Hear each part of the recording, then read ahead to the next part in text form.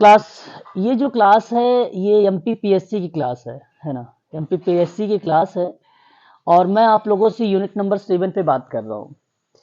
मैंने unit number 7 में समाजशास्त्रीय परंपरा में औद्योगिक समाज की क्या भूमिका थी, हमने कल ये जो लास्ट क्लास हुई है इसमें जिक्र किया था। थोड़ा सा इसका 1 घंटे क्लास हमने ले लिया कि किस परिप्रेक्ष्य में, जैसे अगर मैं आपको पीडीएफ दिखाऊं तो आप देख सकते हो कि भारत और समाजशास्त्र की वैल्यू के रूप में, उसके मूल्य के रूप में क्या भूमिका रही है। साथ ही साथ अगर हम बात करें तो आप पीछे भी देख सकते हो विभिन्न प्रकार की जो भी प्रतिक्रियाएं रही हैं उसकी वैल्यूज को रिलेट करते हुए औद्योगिक समाज के इम्पोर्टेंस भी आप देख सकते हो कि औद्योगिक समाजशास्त्र का क्या महत्व रहा है। तो ये यहाँ से कोई फैक्ट नहीं आने वाला।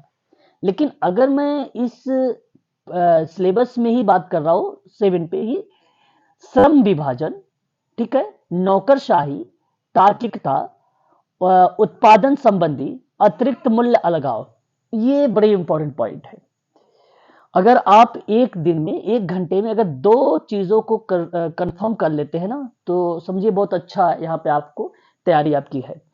इसकी पीडीएफ मैं आप लोगों को, श्रम विभाजन, नौकरशाही, ठीक है, मुझे जो है आप में से कोई भी स्टूडेंट शाम को जो है 7 PM है ना, कोई भी मैसेज डाल दीजिएगा या इंडिविजुअल या ग्रुप में कि सर आज के क्लास का पीडीएफ भेज दीजिएगा एमपीपीएससी के, तो मैं इसकी पीडीएफ जो है आप लोगों को प्रोवाइड करा दूंगा शाम को 7 PM। याद रखिए, एक बार ग्रुप में मैसेज कर दीजिएगा तो आज ही मिल जाएगा, नहीं तो अदरवाइज मैं आप लोगों को टेलीग्राम पे जब क्रम में भेजूंगा तो वहां पे ऑलरेडी पीडीएफ आपको मिल ही जाएगी, है ना। आज पढ़ने के लिए आप थोड़ा सा अगर मान लीजिए याद रहेगा तो मैं आप लोगों को सेंड कर दूंगा।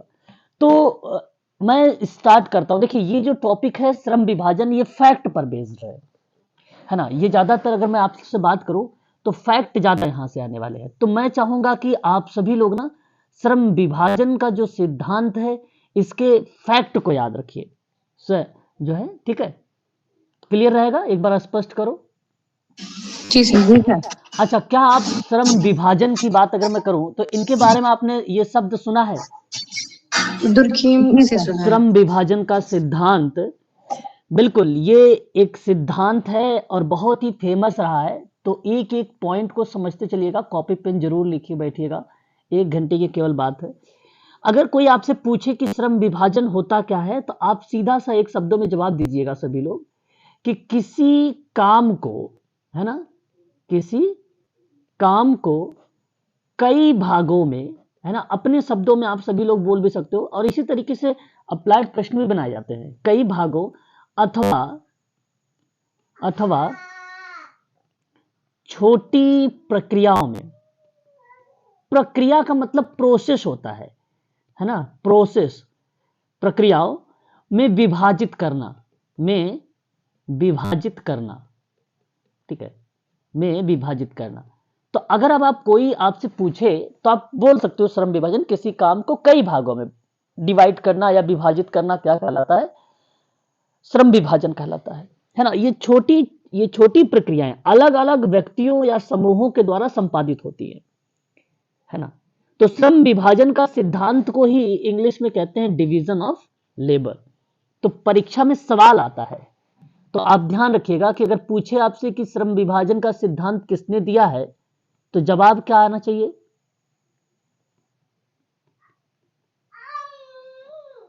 विभाजन का सिद्धांत पूछता है यानी डिवीजन ऑफ लेबर, तो आप सीधा सा जवाब बताइएगा दुर्खिम का नाम, ठीक है, एमिल दुर्खिम का नाम, ठीक है, ये नाम जरूर बताइएगा।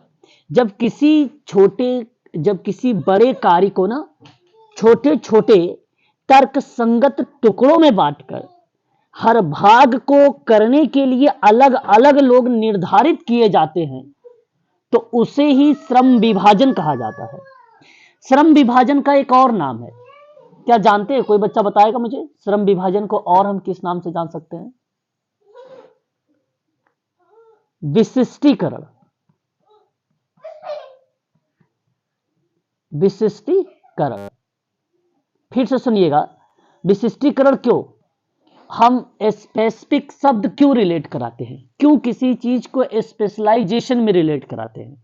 बेसिकली अब सोचिए कि कोई बड़ा कार्य है उस कार्य को छोटे छोटे तर्क संगत टुकड़ों में बांटिए, तर्क संगत टुकड़ों में बांटिए और उसके हर भाग को करने के लिए अलग अलग लोगों को निर्धारित कर दीजिए। तो वही श्रम विभाजन है।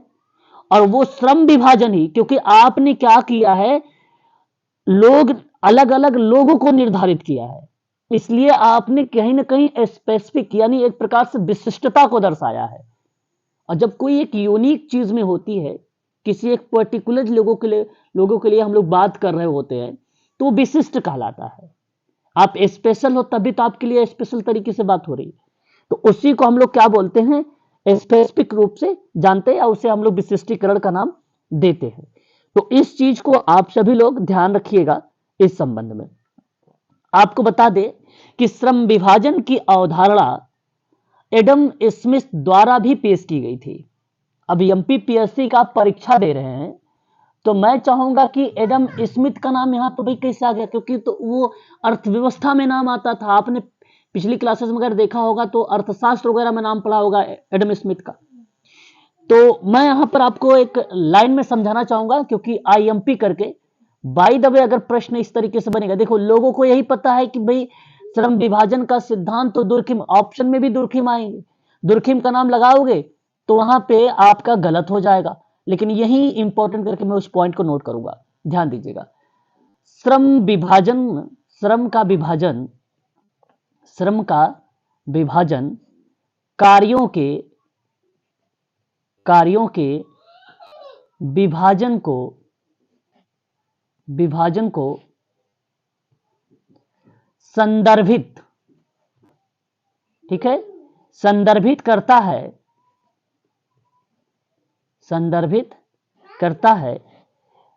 जिसमें प्रत्येक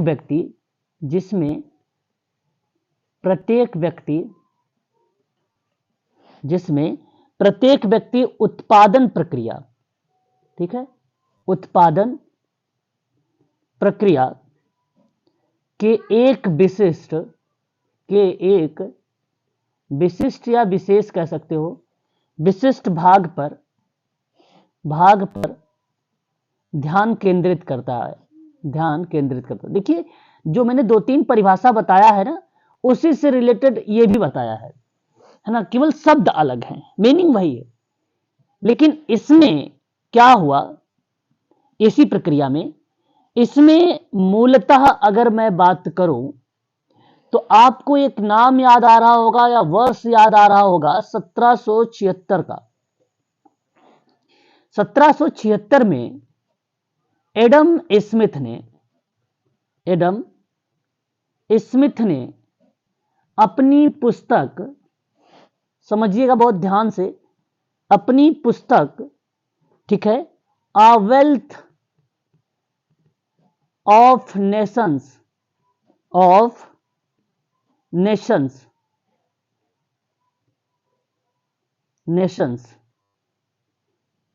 ठीक है, में गढ़ा है।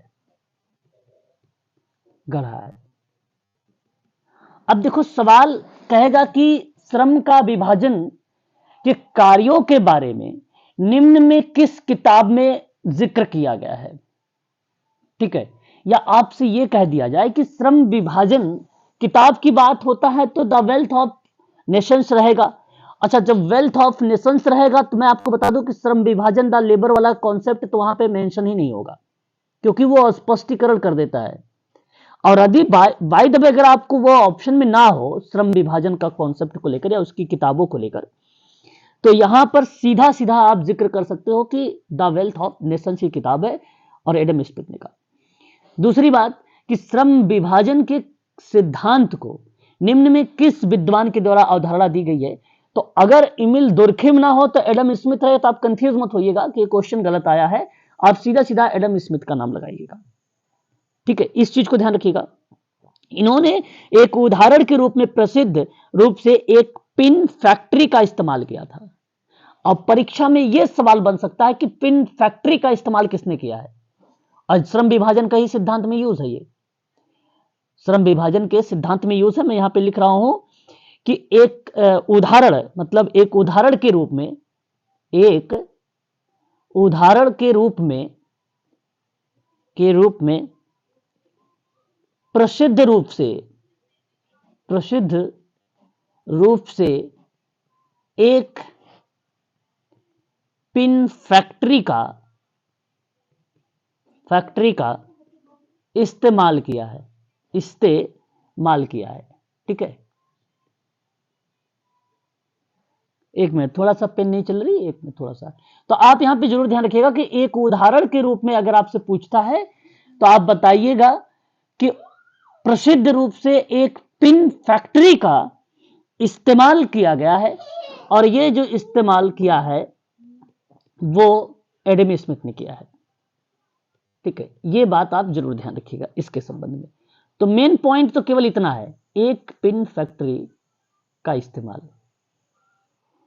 ये मेन शब्द है। ठीक है, स्मिथ ने जब ये द वेल्थ ऑफ नेशंस का मुख्य केंद्र माना था श्रम का विभाजन, तो उसमें बताइए श्रम का विभाजन में उन्होंने किस बात को लेकर जिक्र किया था?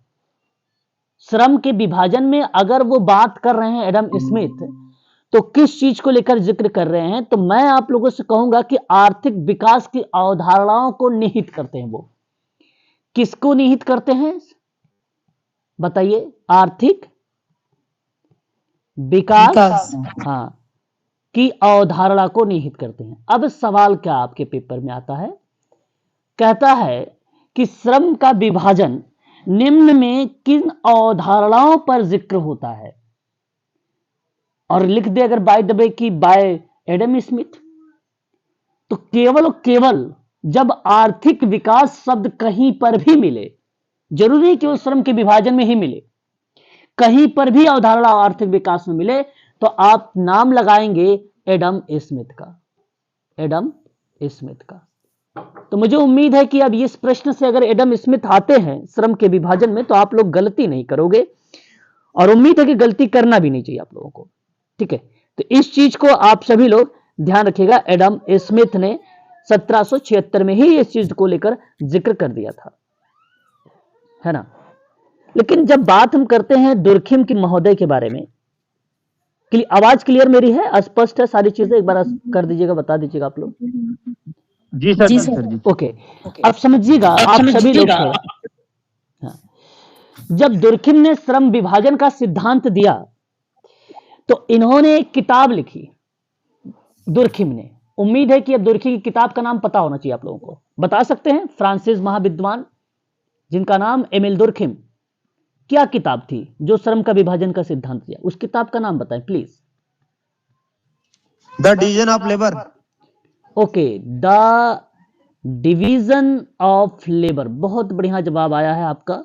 The division of labour in society, labour in society, बहुत बढ़िया। क्या आप बता सकते हैं इस किताब के बारे में इन्होंने कब जिक्र किया, वह वर्ष कौन सा रहा होगा प्लीज?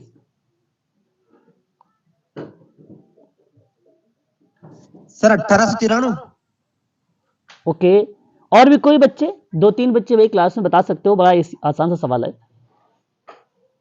हाँ 93 नहीं, हाँ 1893 है, बिल्कुल सही जवाब।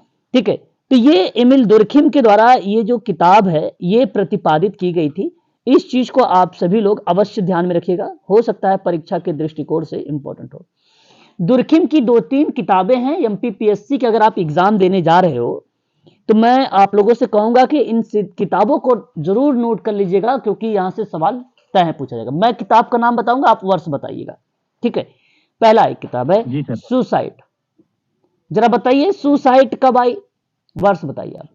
1897। हाँ 1897। ये बड़ी इंपॉर्टेंट कुछ बातें हैं, इसको आप थोड़ा सा ध्यान रखिएगा। परीक्षा में सम्मिलित करने को लेकर हो या इंडिविजुअल लेकर हो, पूछ लिया जाता है। अच्छा, द डिवीजन ऑफ लेबर तो अभी आपने बता भी दिया है ना, द डिवीजन ऑफ लेबर करके। ठीक है, ये अभी आपने मुझे बताया है 1893 का। ठीक है, दूसरा अगर मैं बात करता हूं द रूल करके, the rules of sociological method. हाँ सोशियोलॉजिकल मेथड, बहुत बढ़िया जवाब है ना, 1895 सोशोलॉजिकल मेथड 1895। ठीक है, बहुत बढ़िया, ये भी अच्छा है। इसी तरीके से इन्होंने एक और किताब लिखा, द एलिमेंट्री करके, बड़ी फेमस रही, ये भी किताब परीक्षा में आता है, द एलिमेंट्री। मैं इनका आप लोगों को नोट्स प्रोवाइड कराऊंगा, इसकी सारी किताब वहां पे मिलेगी, लेकिन मैं केवल यहाँ पे इंपॉर्टेंट किताब लिखूंगा बस, है ना, सारी किताब नहीं लिखूंगा। Of the 1912 religions sir, life, 1912। हाँ ठीक है, बहुत बढ़िया जवाब। लाइफ 1912, 1912। ठीक है, ये कुछ ऐसी किताबें हैं जो बहुत इंपॉर्टेंट है परीक्षा के दृष्टिकोण से। एक 5वीं किताब और लिख लीजिए, एजुकेशन एंड सोशोलॉजी। ये कब आई? 1922 सर। हाँ, 1922 में आई है। बस इतनी किताब आप जरूर ध्यान रखिएगा, 19। अब मैं चाहूंगा कि इसको आप लोग ना याद कर लीजिए, ये किताब का वर्ष याद कर लीजिए, क्योंकि यहां से आपकी परीक्षाओं में ना पूछा ही जाता है आप सबसे। ठीक है, ये जो है इनके द्वारा ये किताब दी गई। आत्महत्या को वगैरह, अब इस पे इन्होंने बेसिकली अवधारणा भी मेंशन किया है। ठीक है, तो अवधारणा के बजाय अगर आप लोग इसी चीजों को आप याद करते हैं तो बहुत बढ़िया रहेगा आप सभी लोगों को। ठीक है, तो दुर्खिम ने जब श्रम विभाजन का सिद्धांत दिया तो वो किस में दिया है?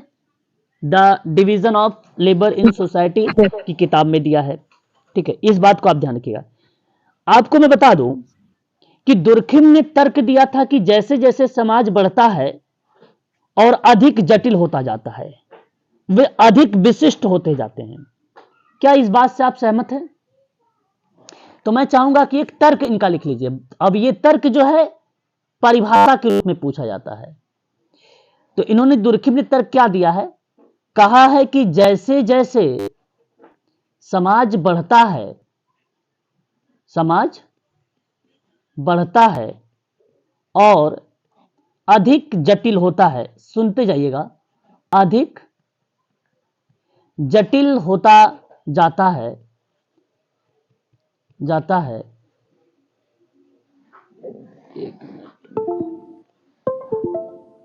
ठीक है, अधिक जटिल होता जाता है, वे अधिक विशिष्ट होते हैं, वे अधिक विशिष्ट होते हैं। यह विशेषज्ञता जो है ना, श्रम के एक विभाजन की ओर ले जाता है।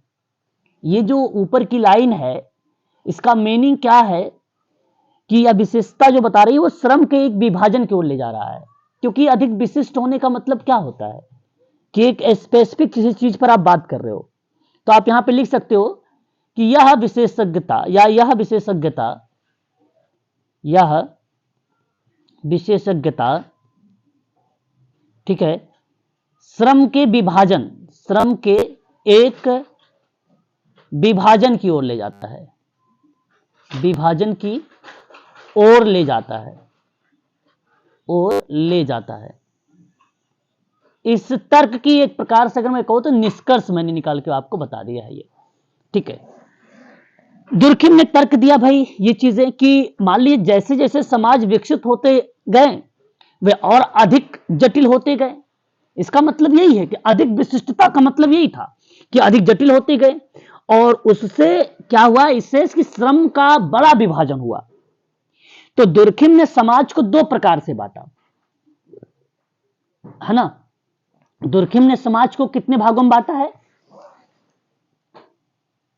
दुर्खिम ने समाज को, ठीक है, दो प्रकार, दो प्रकार याद रखिएगा, ये दो प्रकार है ना। तो दो प्रकार के श्रम विभाजन की पहचान की, दो प्रकार की श्रम विभाजन की, श्रम विभाजन की पहचान की, पहचान की। अच्छा, कौन कौन सा था बता सकते हो?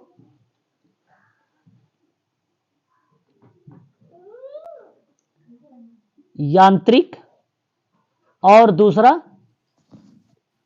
कायिक, जैविक, जैविक।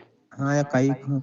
अब आपको एक ध्यान रखना है, परीक्षा में सवाल बनता है कि बताइए यांत्रिक याक्ता किसने दिया है अवधारणा।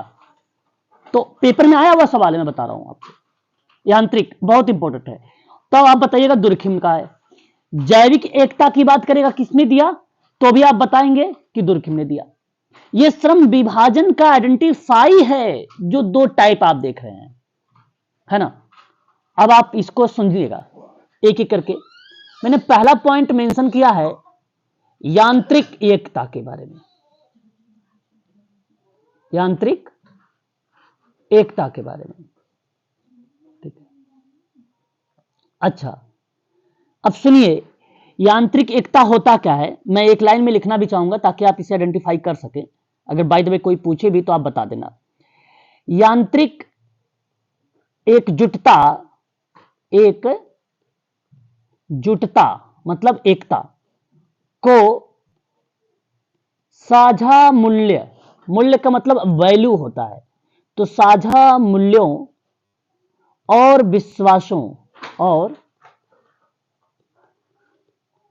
विश्वासों की एक मजबूत भावना के साथ, आप ऐसे करिएगा, भावना के साथ साथ लोगों द्वारा किए जाने वाले कार्यों पर, किए जाने वाले कार्यों में उच्च स्तर की समानता की विशेषता है, उच्च स्तर की समानता की विशेषता है।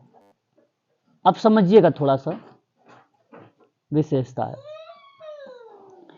इसका मतलब यह है कि इस प्रकार की कोई एकजुटता है, एकजुटता मतलब कोई एकता है, आमतौर पर छोटे और जो ट्रेडिशनल समाज में पाई जाती है। जो छोटा समाज होगा यांत्रिक एकता उसमें पाई जाएगी, जो छोटा समाज होगा, और जो पारंपरिक होगा, जो पारंपरिक का मतलब जो पिछले तरीके से चले आ रहा है, ट्रेडिशनल जो है, उन समाज में ये जो है पाई जाती है, जहां लोग एक सामान्य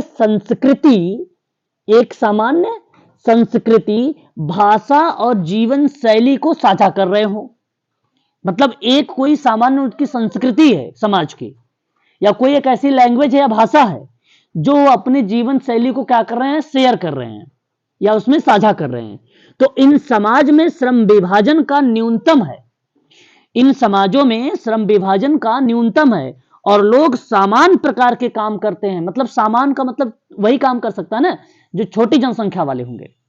तो छोटी जनसंख्या वाले के पार्ट में अगर मैं बात कर रहा हूं तो यांत्रिक होगा, वह यांत्रिक समाज का पार्ट बनेगा, ठीक है। यांत्रिक एकता में क्या चीजें आएंगी, जहां कोई एक ऐसा समाज पाया जा रहा है जो अपनी एक संस्कृति को शेयर कर रही है या अपनी एक भाषा को शेयर कर रहा है, तो उस कंडीशन में यांत्रिक एकता को हमें रिप्रेजेंट करता है। इस बात को आप ध्यान रखिए। क्या यह याद रहेगा आपको, बता दीजिए एक बार, स्पष्ट करिए, फिर मैं आगे बढ़ूं। जी सर। चलो ठीक है। अब देखो दूसरा पढ़ लीजिए। दूसरा मैंने क्या बताया था, जैविक एकता बताया था। दूसरा अगर हम बात करते हैं तो वो है जैविक एकता, जैविक एकता। अब समझिएगा जैविक एकता में क्या है भूमिका। जैविक एकजुटता, यहां पे नोट कर देता हूं इसके लिए भी, जैविक एकजुटता, मैं अभी इस पीडीएफ को सेव कर लूंगा, ठीक है, आप लोगों को फिर शेयर भी करूंगा। जैविक जो है एकजुटता उच्च स्तर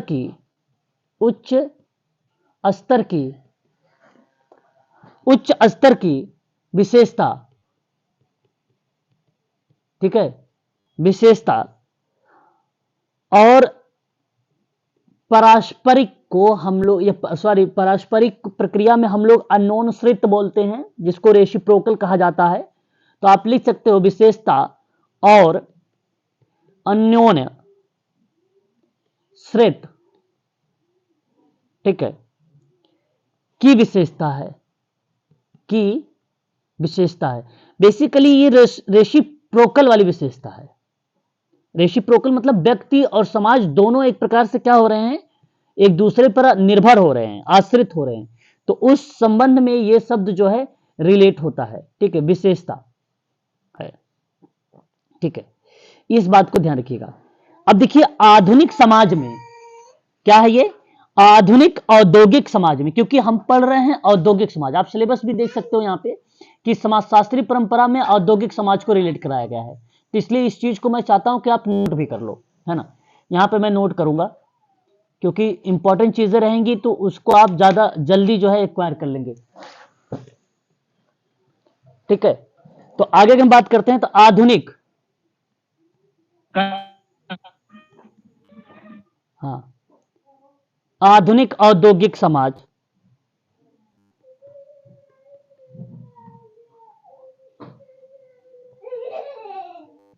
औद्योगिक आधुनिक औद्योगिक समाज में लोगों द्वारा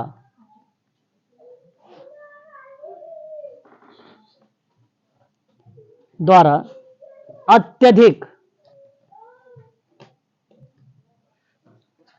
अत्यधिक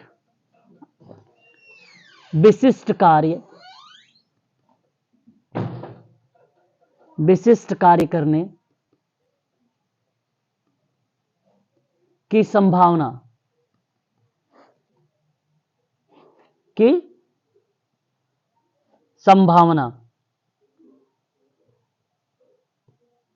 अधिक होती है।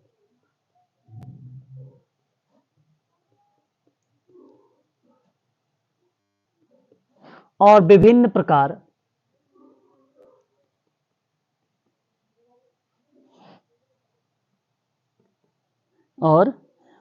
प्रकार के श्रमिकों के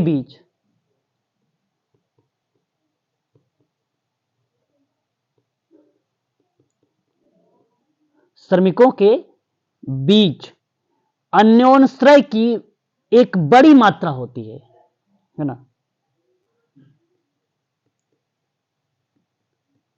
अन्योन्याश्रय की एक बड़ी मात्रा होती है। ठीक है, याद रखिएगा। तो कहने का मतलब यह है कि दुर्खिम ने कहा कि श्रम के इस प्रकार की जो विभाजन है, इस विभाजन से एकजुटता की भावना बढ़ती है, क्योंकि एक दूसरे पर आश्रित जब रहेंगे ना तो उससे एकजुटता की क्या होगी, भावनाएं बढ़ेंगी। क्योंकि लोगों को काम करने के लिए एक दूसरे पर भरोसा करना चाहिए, है ना। लोगों को काम करने के लिए एक दूसरे पर भरोसा करना चाहिए। इसी प्रक्रिया को जैविक कारक के रूप में रिप्रेजेंट किया। और ये आधुनिक या औद्योगिक समाजों में ना लोगों द्वारा अत्यधिक विशिष्ट कार्य करने की संभावना अधिक होती है और विभिन्न प्रकार के श्रमिकों के बीच में अन्योन्याश्रय की एक बड़ी मात्रा होती है जो जैविक एकता दर्शाती है। तो इस तरीके से दुर्खिम ने जो है श्रम विभाजन के दो टाइप के बारे में जिक्र किया था। इस सिद्धांत के बारे में अगर मैं बात करूं तो कुछ कीवर्ड्स हैं, उन कीवर्ड्स को भी आप लोगों को ध्यान रखना चाहिए और इसी कीवर्ड्स के साथ मैं इस टॉपिक को फिनिश कर दूंगा। ध्यान से समझिएगा। जैसे पहला एक पॉइंट था इस श्रम विभाजन के सिद्धांत में, दुर्खिम का मानना था कि श्रम विभाजन जो है, श्रम विभाजन आधुनिक समाज में, समझिएगा ये अप्लाइड प्रश्न बनाएगा। आधुनिक समाज का मतलब जो आज के समय में, इस समय जो प्रक्रियाएं चल रही हो समाज में, तो आधुनिक समाज का एक आवश्यक और लाभकारी पहलू है, आवश्यक और लाभकारी पहलू था, क्योंकि इसने अधिक दक्षता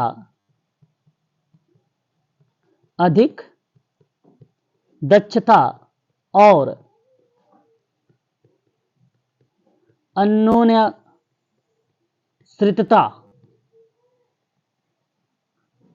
को बढ़ावा दिया है, को बढ़ावा दिया है।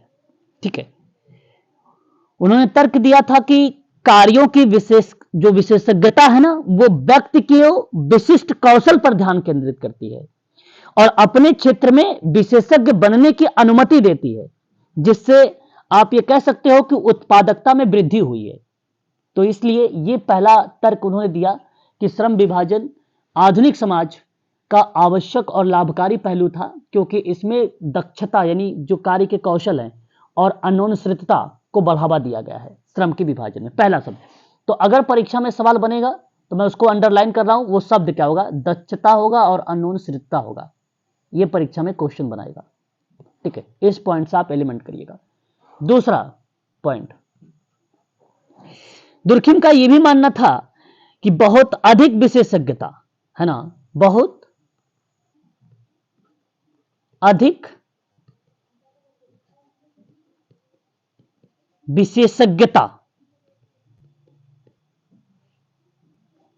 श्रमिकों के बीच अलगाव की भावना पैदा कर सकती है, पैदा कर सकती है। ठीक है, इन्होंने ये कहा कि समाज को ठीक से काम करने के लिए व्यक्तियों को एक दूसरे से और बड़े समुदाय से जुड़ाव की भावना महसूस करने की जरूरत है। तो यहां आपसे अगर कोई प्रश्न बनता है तो जो अलगाव की भावना पैदा करने के परिप्रेक्ष्य में है ना, क्यों? क्योंकि व्यक्तियों को ना एक दूसरे से और बड़े समुदाय से जुड़ाव की भावना महसूस होती है। तो जाहिर सी बात है, जब वहां जुड़ाव की भावना महसूस करने की जरूरत है, कारण यह है कि भाई वहां अलगाव की भावना रिप्रेजेंट हुई है, तभी तो श्रम का विभाजन है। तो अलगाव की भावना दर्शाता है दुर्खिम के तर्क को, और उन्होंने कहा कि यहां जरूरी है वी फीलिंग का होना, और ये नहीं होता है तो अलगाव की भावना पैदा हो जाती है। ठीक है, तो ये आपका दूसरा पॉइंट रहेगा। तो अलगाव की भावना जो पैदा होती है वो कहां हो रही है, किनके बीच हो रही है? तो श्रमिकों के बीच में हो रही है, ये अधिक पाई जाती है। ऐसा नहीं होना चाहिए, और यह प्रक्रिया में जो है श्रम विभाजन के सिद्धांत में दुर्खिम ने बताया है, इस बात को ध्यान रखिएगा। थर्ड पॉइंट, दुर्खिम का यह भी मानना था कि श्रम विभाजन एक नैतिक आयाम है। बहुत इंपॉर्टेंट पॉइंट है ये, आप इसको आईएमपी के रूप में नोट करिएगा। श्रम विभाजन जो है, श्रम विभाजन का एक नैतिक आयाम है, डायमेंशन बोलते हैं आयाम को। और उन्होंने तर्क दिया है कि जैसे जैसे व्यक्ति अपने काम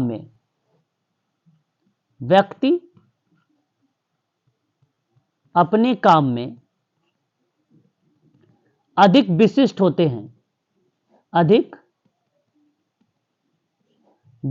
होते हैं, ठीक है, वैसे वैसे वे एक दूसरे पर अधिक निर्भर होते हैं, है ना। वैसे वैसे वे एक दूसरे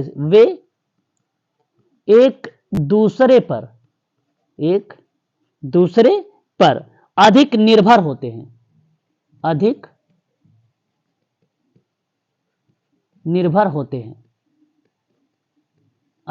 होते हैं, ये बात ध्यान रखिएगा। देखिए, रेसिप्रोकल ने, अगर मैं आपसे कहूं जैसे कि सामाजिक एकजुटता और एक साझा नैतिक चेतना की एक बड़ी भावना को जन्म दिया है, तो यहां यह बात सत्य है कि व्यक्ति अपने काम को अधिक विशेष या विशिष्टता के रूप में दर्शाता है, तो वैसे वैसे एक दूसरे पर अधिक वो निर्भर हो जाते हैं, तो इस प्रक्रिया में जब शब्द चाहे वो निर्भर लिखा हो या एक शब्द और मैंने बताया था आपको अन्योन्याश्रित शब्द लिखा हो, तो इस शब्दों को जब रिप्रेजेंट किया जाए तो आप सीधा सा बताइएगा कि दुर्खिम का है। लेकिन अगर आपसे व्यक्ति और समाज बता दिया कि दोनों अननोन रिक्त हैं, तो वो गार्टन हैमिल्टन का नाम बताइएगा। व्यक्ति और समाज, यहां व्यक्ति और समाज की बात नहीं किया, यहां तो इसने ये कहा कि जैसे जैसे व्यक्ति अपने काम में अधिक विशिष्ट हुआ तो वो अधिक निर्भर हो गया, और अधिक निर्भर होने का मतलब अधिक अन्योन्यश्रित हो गया। तो हुआ किस पर? वो समाज पर ही तो हुआ। लेकिन जब व्यक्ति और समाज पूछता है दोनों पर, तो वो प्रक्रिया आती है गार्टन हैमिल्टन का। लेकिन यहां पे श्रम विभाजन का नैतिक आयाम है, ये नैतिक आयाम में ये शब्द जो है मेंशन किया गया। ठीक है, एक नेक्स्ट पॉइंट, दुर्खिम ने फिर उसके बाद बताया कि शिक्षा को श्रम विभाजन के विकास में महत्वपूर्ण भूमिका निभाया इन्होंने। शिक्षा को, एजुकेशन को श्रम विभाजन के विकास में महत्वपूर्ण, ठीक है, भूमिका निभाने के रूप में देखा, भूमिका निभाने के रूप में देखा, निभाने के रूप में देखा। उन्होंने तर्क दिया है कि शिक्षा देशी होनी चाहिए। शिक्षा कैसी होनी चाहिए? शिक्षा देशी होनी चाहिए। पेपर में यह शब्द बड़ा इंपॉर्टेंट है, इसलिए आप इस शब्द को जरूर ध्यान रखिएगा। शिक्षा देशी होना चाहिए, और शिक्षा को श्रम विभाजन के विकास में बड़ा महत्वपूर्ण भूमिका है, तो इसीलिए ये देशी है, तभी उसी की वजह से महत्वपूर्ण भूमिका अपने निभाएगी। तो ये भी श्रम विभाजन का एक पार्ट रहेगा। ठीक है, नेक्स्ट पॉइंट पे अगर हम बात करते हैं, तो इन्होंने कहा कि श्रम का विभाजन एक निश्चित और स्थिर अवधारणा नहीं थी। ठीक है, क्या? जो श्रम का विभाजन है, श्रम का, म्यूट रहिएगा प्लीज।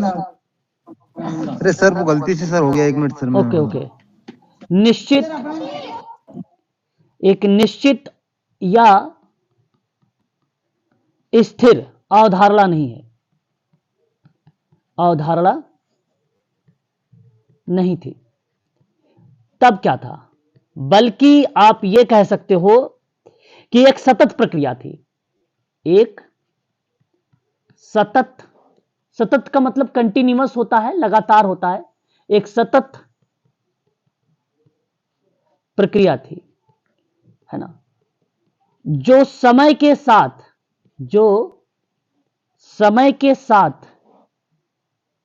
समाज में, किसमें? समय के साथ समाज में बदलाव और विकास के रूप में विकसित होती रहेगी। ठीक है, बस इस संबंध में आपको ये जो इंपॉर्टेंट पॉइंट हैं, इन चीजों को आप लोगों को जो है ध्यान में रखना होगा, क्योंकि परीक्षा के दृष्टिकोण से अगर मैं आप लोगों से बात करूं, तो जितनी चीजों पर मैंने भी आप लोगों से जिक्र किया है ना, इसे आप जरूर ध्यान में रखिएगा, क्योंकि बहुत इंपॉर्टेंट पॉइंट है ये जो मैंने भी आप लोगों से जिक्र किया है ना। क्योंकि दुर्खिम का सिद्धांत जो है परीक्षा में पूछा जाता है। ठीक है, तो इसलिए आप सभी लोग इस चीजों को ध्यान में अवश्य रखेंगे। क्लियर रहेगा? एक बार स्पष्ट करेंगे, बताइए। जी सर। अब इन्होंने कुछ प्रारूप दिए हैं। कुछ प्रारूप का मतलब यह है कि इनके केवल 3 ही प्रारूप आते हैं। अब मैं श्रम विभाजन के आप लोगों को प्रारूपों को समझने के लिए इसके अमान्य प्रारूपों का ज्ञान होना जरूरी है ना। तो आप उसके प्रारूप को एक बार नीचे लिख लीजिए, इसके बाद ये टॉपिक को फिनिश कर लीजिए। इसका अगर सवाल पूछता है तो कहेगा कि श्रम विभाजन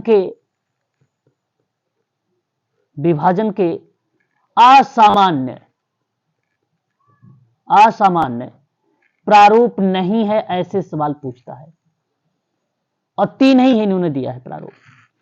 एक इनका आता है विश्रृंखला विश्रृंखला श्रम विभाजन का प्रारूप। दूसरा, यहां पे अगर मैं बात करूं, आरोपित श्रम विभाजन, आरोपित श्रम विभाजन। ये तीसरा, अगर मैं आपसे बात करता हूं तो एक अन्य असामान्य प्रारूप। ये 3 प्रारूप हैं। प्लीज एक एक लाइन में इसको समझने का प्रयास करिएगा, ये तीनों के। देखिए, अगर मैं आपसे बात करता हूं कि विश्रृंखला, श्रृंखला का मतलब चैन बन रहा होगा, इसमें ना समाज की विभिन्न इकाइयों में सामंजस्य समाप्त हो जाता है। मतलब जो जो इकाइयां रहती हैं, जो कोऑर्डिनेशन होता है वो समाप्त हो जाता है। तो मैं एक कीवर्ड लिख रहा हूं, केवल ध्यान रखिएगा, सामंजस्य समाप्त हो जाता है। अब बेसिकली क्या है कि एमपीपीएससी में ना फैक्ट पूछा जाता है ज्यादा। मैंने पहले बता रखा, आप यूजीसी नेट का क्वेश्चन पेपर देखिए, उसमें आप कितने सारे फैक्ट हैं सोशियोलॉजी के, है ना, तो वही फैक्ट यहाँ पे पूछे जाएंगे। बस शर्त है आप ये चीजों को ध्यान रखिए, एक एक कीवर्ड केवल आप चाहो तो कॉपी पे लिख सकते हो। तो जो है सामंजस्य क्या होता है, समाप्त हो जाता है। दुर्खिम का कहना था कि मानव शरीर की तरह समाज की भी अनेक इकाइयां होती हैं जो अपना कार्य करती है और पारस्परिक सामंजस्य बनाए रखती है, जिससे सामान्य सामाजिक चेतना और सावयवी एकता का उदय होता है। सावयवी एकता का उदय होना भी यांत्रिक एकता का पार्ट है। परंतु कई बार ऐसा होता है ना कि व्यक्ति पारस्परिक असंतुलन खो बैठता है। जब असंतुलन खो बैठेगा तो उसकी स्थिति अनिश्चित हो जाएगी, तो वहां पे सामंजस्य, उसका कोऑर्डिनेशन समाप्त हो जाएगा। वही विश्रृंखला का विभाजन है, श्रम विभाजन है। और दूसरा है आरोपित श्रम विभाजन का सिद्धांत, प्रारूप। आरोपित श्रम विभाजन का उदाहरण वर्ग संघर्ष से है। इसका अगर मीनिंग पूछा जाए तो ये वर्ग संघर्ष से है, वर्ग संघर्ष से है। इसकी उत्पत्ति व्यक्ति की ना उसके प्रकार्य में समन्वय ना होने की दशा बताता है। देखो, अच्छा आज सामान्य प्रारूप है तो इसका मतलब है कि मैं कोई ना कोई चीजें निगेटिव बता रहा होगा, तो इस चीजों का ध्यान रखिएगा। यहां इन्होंने कहा कि प्रकार्य से समन्वय ना हो। किससे ना हो? प्रकार्य से, ठीक है, याद रखिएगा, समन्वय ना हो, ना होने की स्थिति को दर्शाता है। क्योंकि प्रकार व्यक्ति पर जबरदस्ती थोपा गया होता है, कोई कार्य उस पर जबरदस्ती आपने थोपा है। तो आरोपित श्रम विभाजन में व्यक्ति की योग्यता, क्षमता और रुचि और समाज द्वारा सौंपे गए कार्यों में सामंजस्य तब नहीं रख पाएगा। आप जबरदस्ती में आपको कोई काम दे दो कि अब चलो मैथ लगाओ, और आपकी पकड़ मैथ में नहीं है, तो इसका मतलब यही हुआ कि मैंने आरोपित श्रम विभाजन का पाठ किया। ये वर्ग संघर्ष का पार्ट है। तो जब जाहिर सी बात है, जिसको जिस कैटेगरीज में नॉलेज है उसके आधार पर देना चाहिए। तो श्रम विभाजन एक ऐसी प्रक्रिया है जिसको हम व्यक्तियों पर ना तो बलपूर्वक थोप सकते हैं और ना ही उसमें व्यक्ति पर पूर्णता स्वतंत्रता ही दे सकते हैं। आप कहो कि पूर्ण रूप से आप स्वतंत्र हो, चलो जैसी मर्जी हो वैसे करो, ये चीज अभी नहीं कह सकते हो। तीसरा था एक अन्य असामान्य प्रारूप था, ये जिसे वह कोई विशेष नाम नहीं देते हैं, कोई विशेष नाम नहीं दिया। जब प्रत्येक कर्ता की प्रकारात्मकता भूमिका अपर्याप्त हो, यहां पर आप क्या लिखोगे? प्रकारात्मक भूमिका अपर्याप्त हो, भूमिका क्या हो? अपर्याप्त हो, ठीक है, ठीक है। तो श्रम विभाजन सामाजिक एकता ही नहीं ला पाएगा। सामाजिक संबंध में एकता और निरंतरता लाने रखने के लिए यह जरूरी है कि प्रत्येक व्यक्ति अपनी भूमिका पर्याप्त मात्रा में रखे। परंतु जब व्यक्ति अपनी प्रकारात्मकता भूमिका पर्याप्त मात्रा में नहीं निभाता है तो सामाजिक संबंध जो है शिथिल हो जाता है और श्रम विभाजन अपनी प्रमुख भूमिका अर्थात सामाजिक एकता लाना छोड़ देता है। तो यही प्रक्रिया बेसिकली दर्शाती है। इस संबंध में आप इस चीज को भी जरूर ध्यान में रखेंगे क्योंकि इंपॉर्टेंट है, यह भी परीक्षा के दृष्टिकोण से, है ना? सर, ठीक है। इसमें जो उन्होंने वो एनोमी या विसंगतता वाला बताया था वो किस में आएगा? ये अलग है, ये प्रतिमानहीनता है, ये श्रम विभाजन का पार्ट नहीं है। सब इसके तो बहुत सारे आत्महत्या का भी कॉन्सेप्ट है ना, वो अलग प्रक्रिया में, इस प्रक्रिया में यहाँ पे जिक्र नहीं। मैंने केवल आपके सिलेबस के आधार पे दुर्खिम के श्रम विभाजन सिद्धांत का मैंने वर्णन किया है आपके सामने। है ना, श्रम विभाजन के। लेकिन हाँ, जैसे आपने बताया प्रतिमानहीनता के बारे में, ये भी आपका करेक्ट जवाब है। तो मैं चाहूंगा कि प्रतिमानहीनता जो एक शब्द है ना, वो भी इसमें जो है इमाइल दुर्खिम का ही शब्द है। तो मैं चाहूंगा उसे भी आप जरूर ध्यान रखें, ठीक है, उसे भी आप जरूर ध्यान रखें। क्लियर रहेगा? बता दीजिए एक बार।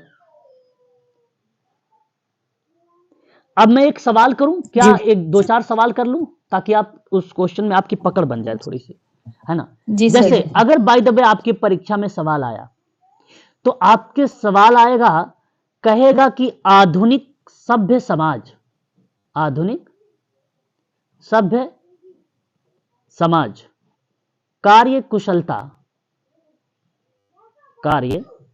कुशलता के लिए किसे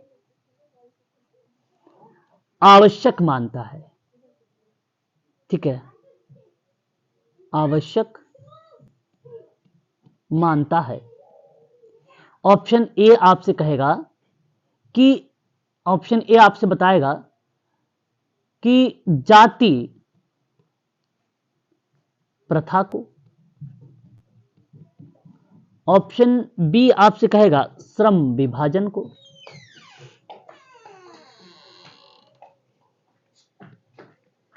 ऑप्शन सी आपसे कहेगा शिक्षा को। ऑप्शन डी आपसे कहेगा प्रोत्साहन को।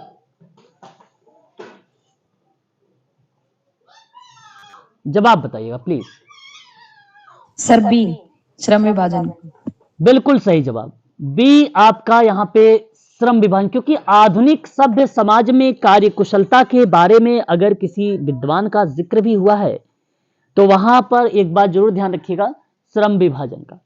लेकिन श्रम विभाजन में जाति प्रथा मैंने शब्द यहां पर मेंशन किया है। यह शब्द मैं आपको बता दूं, डॉक्टर भीमराव अंबेडकर का है ना, भीमराव जी सर। अंबेडकर का है। ठीक है, इस चीज को आप जरूर ध्यान रखिएगा। ठीक है, ये कुछ ऐसे शब्द हैं जो आपकी परीक्षा के दृष्टिकोण से ना इंपॉर्टेंट रहेंगे। जाति प्रथा किस पर आधार नहीं मानती है? देखो, जाति प्रथा जो है यहां पे जो देख रहे हो, जाति प्रथा, ये जो जाति प्रथा है ना, इसके अंतर्गत अगर कोई परीक्षा में सवाल भी बनेगा, तो मैं आप लोगों से कहूंगा कि देश का विभाजन की भी जिक्र करेगा। ये देश विभाजन की बात होती है इसमें, श्रम विभाजन की भी बात होगी इसमें, गृह विभाजन की भी बात इसमें होती है। तो ये तीन पार्ट होगा। लेकिन इसके अंतर्गत आपको बता दें, सामाजिक विभाजन का पार्ट नहीं होता है। तो जाति प्रथा किस पर आधार नहीं है, किस पर आधारित नहीं है? तो जाति प्रथा श्रम पर आधारित नहीं है, समाज पर होगा, सामाजिक पर होगा, सामाजिक विभाजन पर होगा। ये श्रम विभाजन पर आधारित नहीं होगा, श्रम विभाजन पर आधारित नहीं होगा। इसलिए इन शब्द को जरूर ध्यान रखें, क्योंकि ये डॉक्टर भीमराव अंबेडकर के द्वारा ये जो है क्वेश्चंस बनाए गए हैं, पूछे गए हैं। तो मैंने आपको बताया श्रम विभाजन और जाति प्रथा के लेखक कौन है ना, तब भी श्रम विभाजन और जाति प्रथा के लेखक कौन है, तब भी डॉक्टर भीमराव अंबेडकर का ही नाम आपको लगाना होगा। सभ्य समाज की आवश्यकता क्या है? तो सभ्य समाज की जो नीड है वो श्रम विभाजन है। सभ्य समाज की आवश्यकता यह है। सभ्य समाज की आवश्यकता क्या है? आवश्यकता क्या है? तो आप श्रम विभाजन कहिएगा। आप क्या कहेंगे? श्रम विभाजन बोलेंगे। ठीक है, तो इसके संबंध में आप जरूर दो तीन शब्द हैं, ये परीक्षा के दृष्टिकोण से मैं चाहूंगा कि आप लोग इसको याद रखेंगे। श्रम विभाजन बहुत इंपॉर्टेंट टॉपिक है ना, याद रहेगा? बताइए एक बार। जी सर। जी सर। भूलना नहीं है आप लोगों को, है ना, क्योंकि परीक्षा में ये सारे सवाल जो है पूछे गए हैं। इस तरीके से आप जब सवाल मैं करवाऊंगा ना, तो आप आसानी से उन सवालों को भी कर लेंगे। परंतु आप यहाँ पे जरूर देख रहिएगा, है ना। चलिए और भी क्वेश्चन कर ले। जी सर। ओके, चलिए आगे अगर हम बात करते हैं, तो जैसे मैंने अभी आप लोगों को कुछ बताए थे, श्रम विभाजन में सामाजिक बंधन या एकजुटता। तो सवाल पूछेगा आपसे, है ना, निम्न में निम्न में सामाजिक बंधन, सामाजिक बंधन को ही अगर मैंने आपको बताऊं, दो टाइप में जो एकजुटता है उसी को बताया गया है, सामाजिक बंधन और एकजुटता। निम्न में सामाजिक बंधन या एकजुटता को किस समाजशास्त्रीय विद्वान द्वारा, समाज शास्त्रीय विद्वान, विद्वान द्वारा, है ना, विद्वान होगा, विद्वान द्वारा विभाजित किया गया है, ये आपको बताना है। ये देखो फैक्ट है। ऑप्शन आपसे पहला कहेगा कार्ल मार्क्स, ठीक है। ऑप्शन बी आपसे बताएगा, यहां पे अगर हम बात करें doctor Bhimrao Ambedkar, Bhimrao Ambedkar. Option C आपसे बोलेगा एमिल दुर्खेम। ऑप्शन डी आपसे बताएगा जो है सेरोकिन। क्या जवाब दोगे आप? Sir Emile Durkheim. बिल्कुल सही सी। जवाब, ऑप्शन सी। इन्होंने सामाजिक बंधन को दो भागों में बांटा। एक को इन्होंने क्या बोला है, यांत्रिक, और दूसरे को जैविक। जैविक। ये दो भाग आप जरूर याद रखिएगा, है ना। इसी में अगर आपसे सवाल ये पूछ ले बाय द वे कि विश्वासों का एक साझा समूह, यही प्रत्येक व्यक्ति को समाज से जोड़ता है, और वो है यांत्रिक, है कि नहीं, वो है यांत्रिक। जी सर। तो उस प्रक्रिया में कभी कभी ये सवाल बनता है और कहता है कि सामूहिक चेतना, चैतन्य कह लीजिए, है ना, किसके द्वारा दिया गया, किसके द्वारा शब्द गढ़ा गया, शब्द गढ़ा गया, ठीक है। तो ऑप्शन ए आपसे बताएगा वही एमिल दुर्खेम, बी आपका आगबन, सी, ठीक है, कार्ल मार्क्स, कार्ल मार्क्स,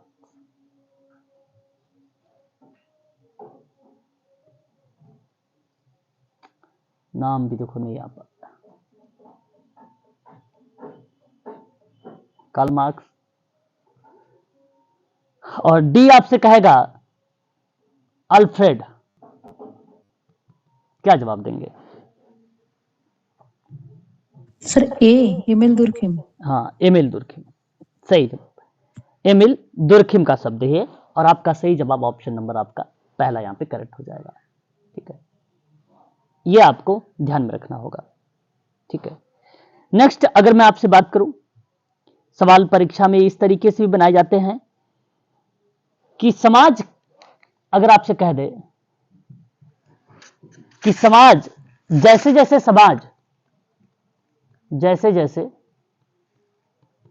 समाज विकसित होते हैं, विकसित होते गए, होते गए, वे और जटिल होते गए, होते गए। निम्न में यह कथन किसका है? निम्न में यह कथन, ठीक है। ऑप्शन ए आपसे पूछेगा जो है आगबन, ठीक है। Option B Ghurye, option C Ogburn तो हो गया ना, ठीक है, Tylor, option D Emile Durkheim. तो क्या कहोगे आप? D sir. डी, ये डेफिनेशन दुर्खेम का हो जाएगा, बिल्कुल। ठीक है, तो इस तरीके से जो है आपके परीक्षाओं में सवाल जो है पूछे जाएंगे इस तरीके से। तो इन चीजों को आप जरूर ध्यान में रखिएगा, है ना, क्योंकि इंपॉर्टेंट है परीक्षा के दृष्टिकोण से अगर ये देखा जाए तो। ठीक है, क्लियर रहेगा, कर लोगे ना आप? बता दीजिए एक बार। जी सर। भूलने की बात नहीं है, किसको भूलना नहीं है आप लोगों को। ठीक है, तो आज के लिए बस इतना ही रखिए आप लोग।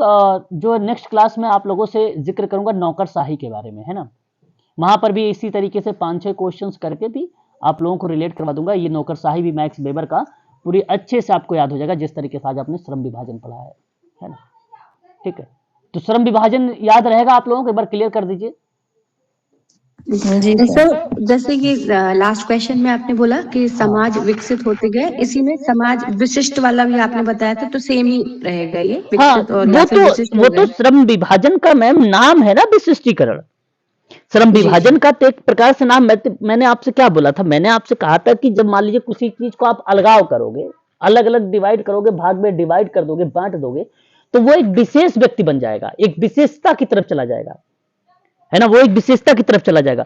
तो वही विशिष्टीकरण कहलाता है। श्रम विभाजन का दूसरा नाम है विशिष्टीकरण सिद्धांत, है ना, विशिष्टीकरण का सिद्धांत है। तो अगर आपसे कोई पूछे, आप जिसे पूछता है कोई श्रम विभाजन, तो आप तुरंत बता देते हो, क्योंकि आप सुनते हो बराबर वही, क्योंकि वही उसी ने दिया है।